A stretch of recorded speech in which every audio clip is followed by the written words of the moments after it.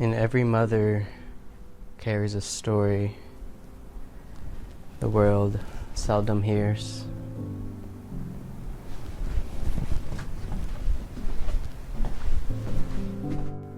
One that begins with tears of joy and unfolds between sleepless nights and self-discovery.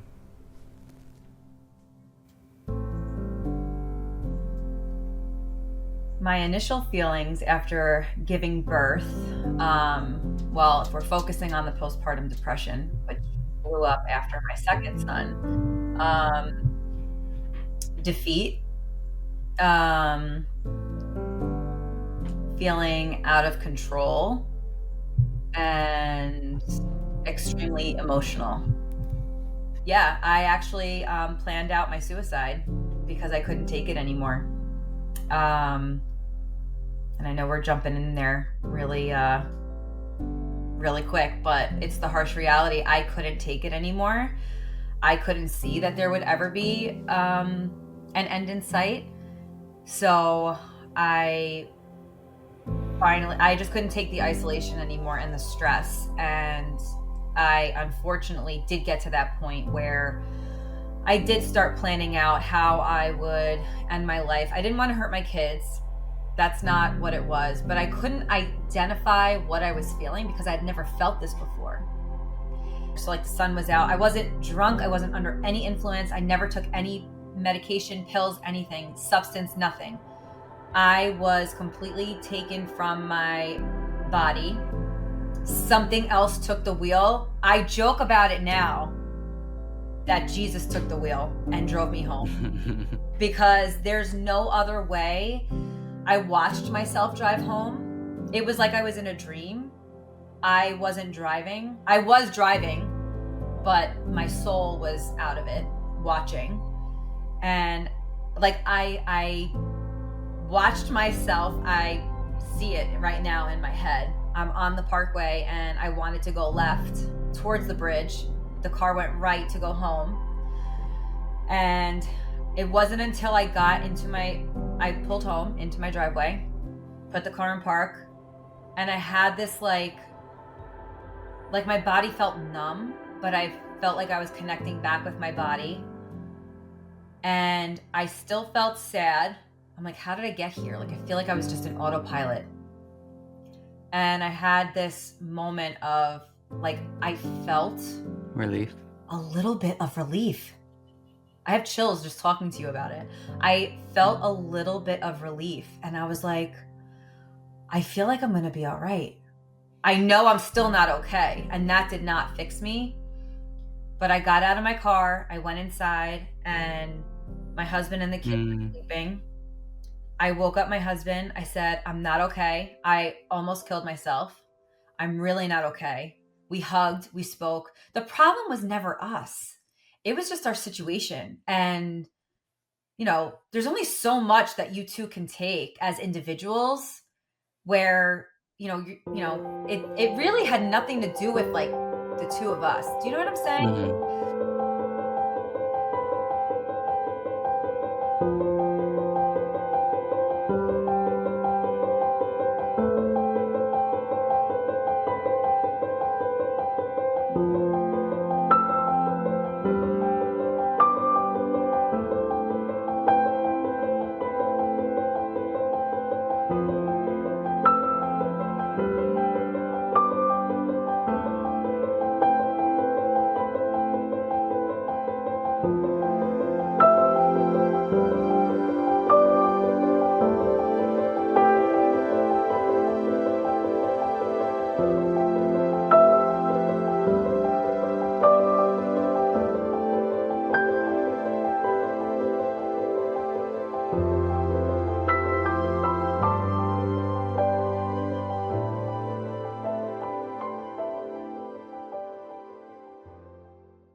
I had a lot of like crying spells and stuff, which is like normal for a pregnancy, right?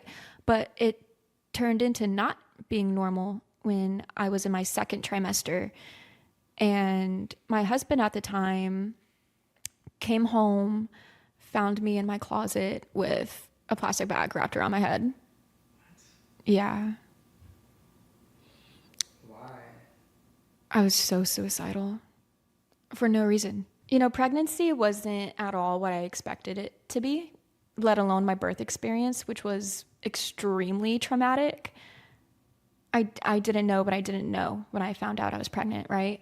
Because everybody talks about it as this like walk in the park, rainbows and butterflies and unicorns everywhere, like it's the best thing in the world. And it wasn't. It was my living nightmare. So I was 2 weeks past my due date, and my due date's approaching. It's February 16th. But anyway, and I remember them measuring him, with the ultrasound. And they were like, oh yeah, his head circumference is about 14 centimeters. Like, circumference. Yeah. And I'm like, okay, let me do the math real quick. And I'm not good at math, by the way.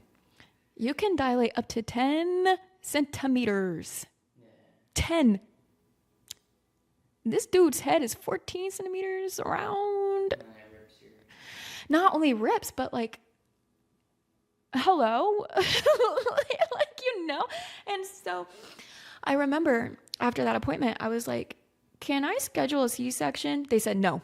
Straight to my face. Nope. You are not getting a C-section. And I'm like, Why? I don't know. You know what this lady, biased, that lady that I don't remember her name for the life of me. And I wouldn't say her name right now, but for legal matters in the future, I wish I knew her name.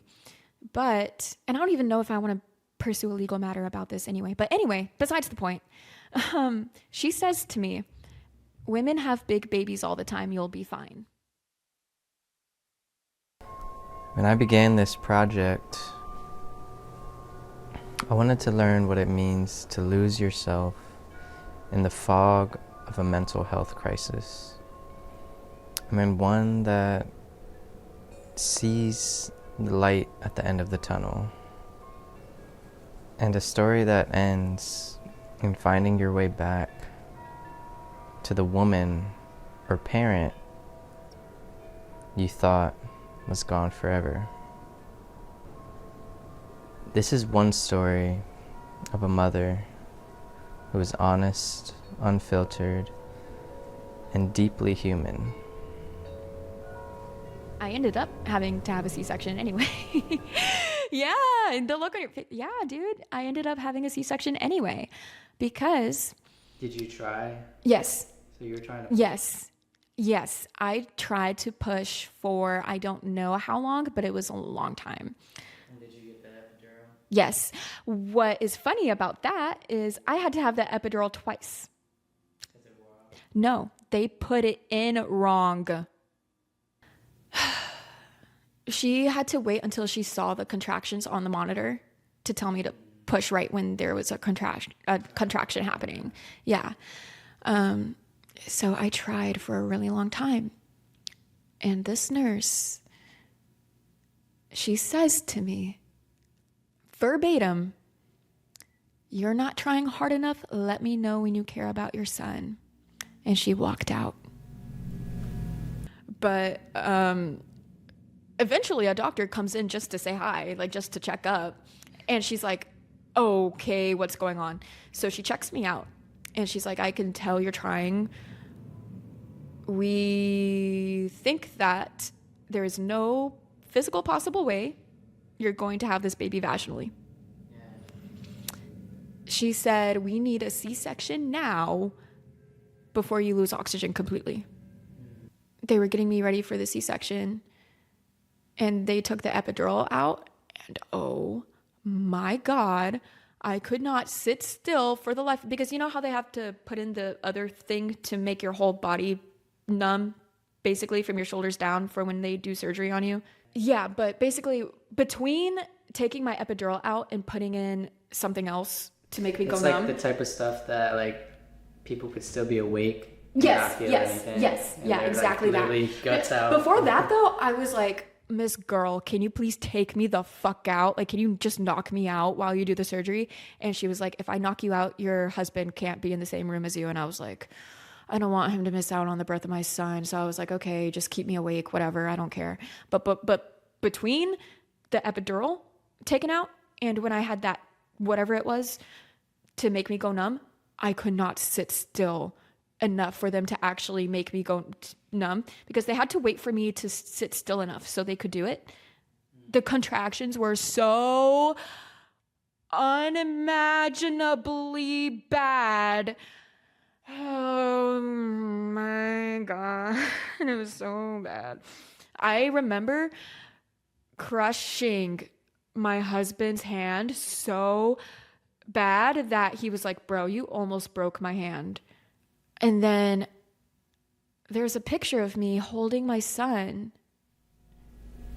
You don't remember? No. No, I don't fucking remember it. I don't remember holding my son for the first time. I don't remember.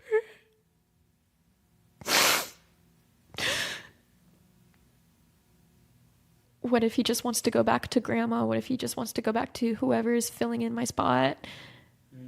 What if he doesn't want to be there with me? Yes. Your hardest moments, while they are shaping you to where you're meant to go, they are temporary. It's not a forever thing. And I want somebody out there who, maybe somebody is depressed that's watching this or listening to this. It's not forever. It's not. And I think sometimes all we need is, when we're in that dark tunnel of depression, when we really we don't see any light, sometimes we just need to feel someone's hand there to know we're not alone. And eventually you're going to see that light. And eventually you're going to get out of that tunnel. And that hand is going to let you go. And that's when you're meant to spread your wings. But your hardest moments, while they are shaping you to where you're meant to go, they are temporary. Everything in life is temporary, even your greatest moments. And that's something that's very important too.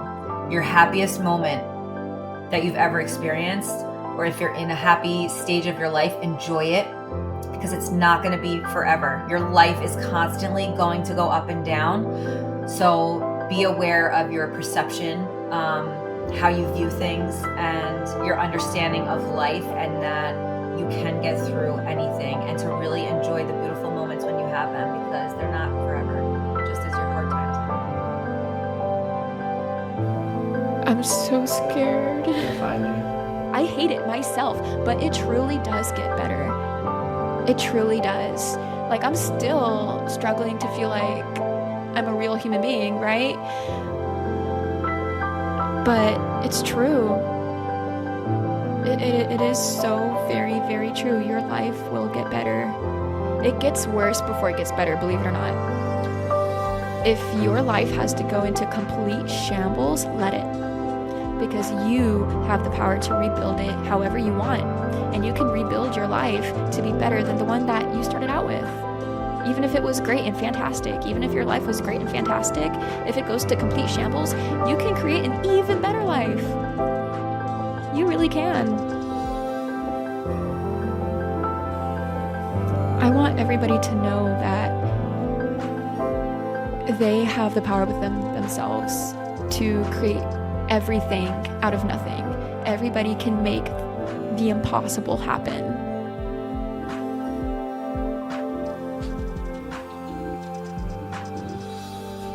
Thank you. Yeah. No problem, man.